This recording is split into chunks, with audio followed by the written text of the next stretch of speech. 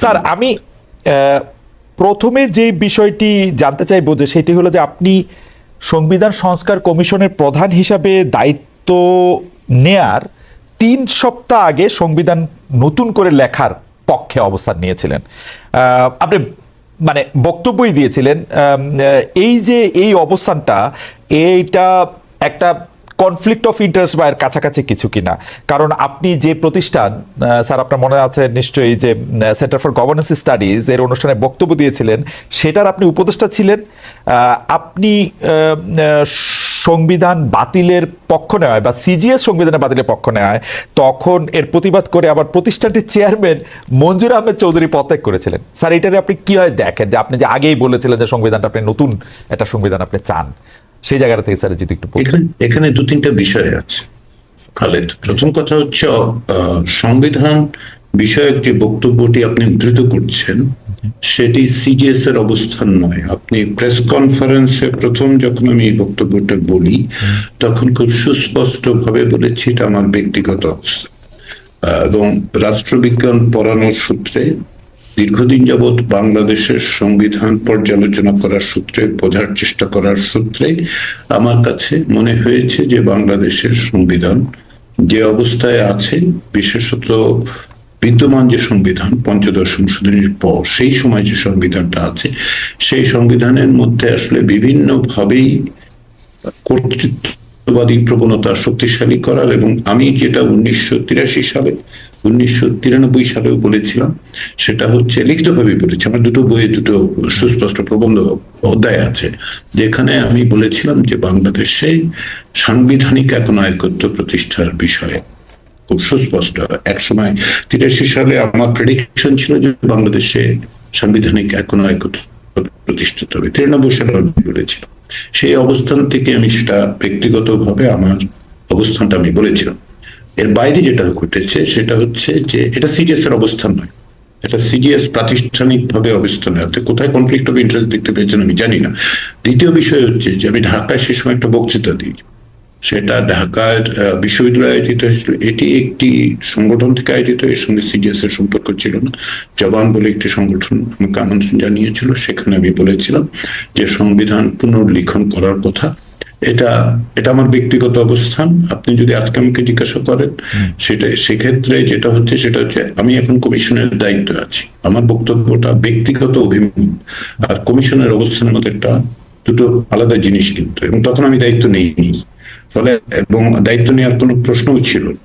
ফলে আমি আমার ব্যক্তিগত অবস্থানটা বলেছিলাম এই সূত্রে, যে রাষ্ট্রবিজ্ঞান পড়বার সূত্র থেকে আমি যেটা বুঝতে পারি, 2 দশকেরও বেশি সময় ধরে সংবিধান পড়ালেখা করে আমি যেটা বুঝতে পারি যে বাংলাদেশের সংবিধানের মধ্যে আছে। ফলে এর মধ্যে কনফ্লিক্ট অফ ইন্টারেস্ট কিছু নাই।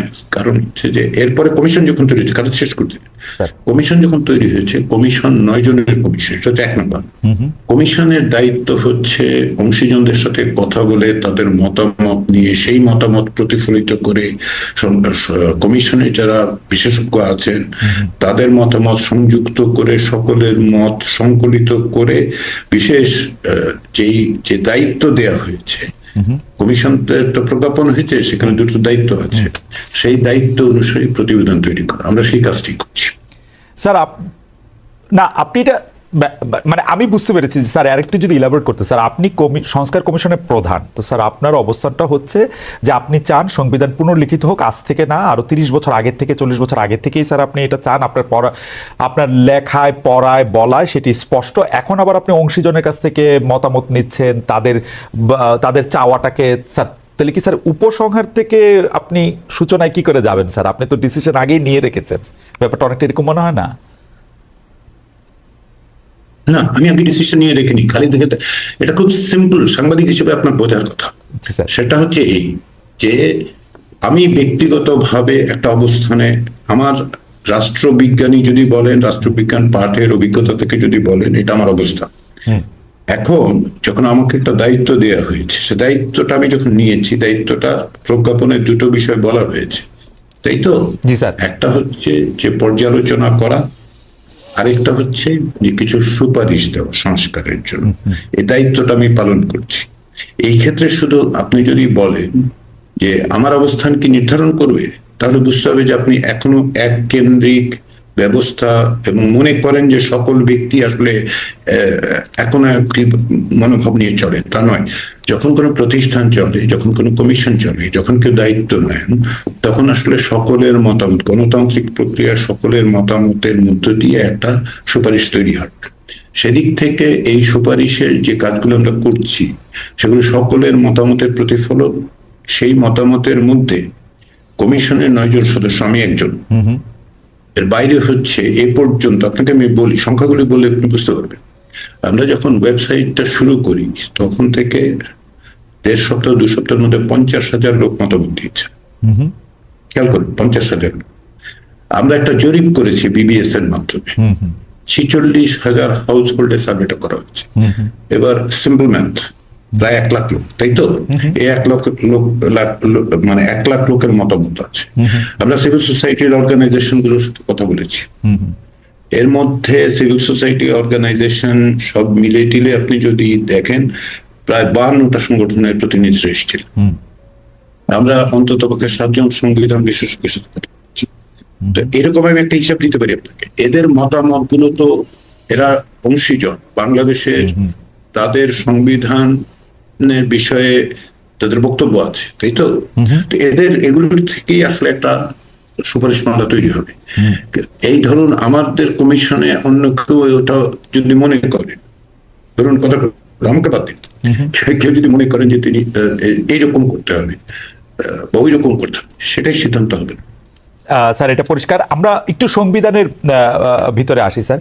আমরা সংবিধানে থাকা রাষ্ট্রের 4 মূলনীতি, মানে এখন পর্যন্ত সংবিধানে যা আছে, জাতীয়তাবাদ, গণতন্ত্র, সমাজতন্ত্র এবং ধর্মনিরপেক্ষতা, এগুলোকে আমরা দেখতে পাচ্ছি যে মুজিববাদের উপকরণ হিসেবে আখ্যা দিচ্ছে বৈষম্য বিরোধী ছাত্র আন্দোলনের নেতৃবৃন্দ। বিজয় দিবসে নাগরিক কমিটির মিছিলে অন্যতম প্রধান স্লোগান ছিল মুজিববাদ মুর্দাবাদ। 72-এর যে 4 মূলনীতি নিয়ে সংস্কার কমিশনের, বা স্যার যদি আমি আপনাকে জানতে চাই যে আপনার অবস্থান, মতামত বা সুপারিশ কি। আমার প্রশ্নটা এই জন্য যে শেখ হাসিনা প্রবর্তিত ফেসিবাদে 15 বছর ধরে সকল প্রতিষ্ঠানগুলি গলা টিপে হত্যা করার ক্ষেত্রে, মানুষ মারার ক্ষেত্রে, এই ভোট চুরির জন্য, দুর্নীতির জন্য এই 4 মূলনীতিকে আসলে কোনোভাবে দায়ী করা যায় কিনা, মানে স্যার আপনি যদি একটু বলতেন। এখানে দুটো প্রশ্ন আছে। আসলে আমরা আপনার প্রশ্ন থেকে একটু ডিসেন্টেঙ্গেল করি দুটো প্রশ্ন, ঠিক আছে? একটা হচ্ছে যে 4 মূলনীতির কথা বলেছেন বাংলাদেশের সংবিধানে, যা 1972 সালে গণপরিষদের মধ্য দিয়ে লিখিত সংবিধানে অন্তর্ভুক্ত করা। আপনি সেই 4 মূলনীতির কথা বলছেন, তাই তো? জি স্যার। এই যে 4 মূলনীতি 1972 সালে বাংলাদেশের সংবিধানে সংযুক্ত হলো, এর কোনো অতীত ইতিহাস আপনি কি আমাকে বলতে পারেন? মানে বাংলাদেশের মুক্তিযুদ্ধ, যেটা একটা গণযুদ্ধ, যে গণযুদ্ধে সকলে অংশগ্রহণ করেছে, কিংবা ধরুন 1970 সালে নির্বাচন, যেটাকে আওয়ামী লীগ দাবি করে যে তার ম্যান্ডেট বাংলাদেশের সংবিধান রাখার জন্য, সেখানে কি এটা উল্লেখিত ছিল? 1969 সালের আন্দোলন, সেখানে কি এটা উল্লেখিত ছিল না। তাহলে পুরো ব্যাপারটাই হচ্ছে 72 সালে যে সংবিধান তৈরি করা হচ্ছে, যা কার্যত একটি দলের দ্বারা তৈরি হচ্ছে। গণপরিষদে সর্বসাকল্যে 3 জন ছিলেন যারা আওয়ামী লীগ করতেন না, তাই তো? আওয়ামী লীগ 1970 সালে যে নির্বাচন হয়েছিল তার ভিত্তিতে, এই দাবিতে তারা একটা গণপরিষদ গঠন করে। কিন্তু বাংলাদেশের মুক্তিযুদ্ধ তো আসলে সকলে অংশগ্রহণ করেছিল, দল মত নির্বিশেষে। এ বিষয়ে তো আপনার মনে, আমার মনে কোনো সংশয় থাকার কথা, এটা একটা পিপলস ওয়ার, জনযুদ্ধ ছিল। তো তাদের প্রতিনিধিত্ব কি আপনি মনে করেন 1972 সালে যে গণপরিষদ সেখানে ছিল না? তার মানে একটা অপ্রতিনিধিত্বশীল গণপরিষদের মধ্য দিয়ে পূর্বে আলোচিত হয়নি এমন বিষয়কে রাষ্ট্রীয়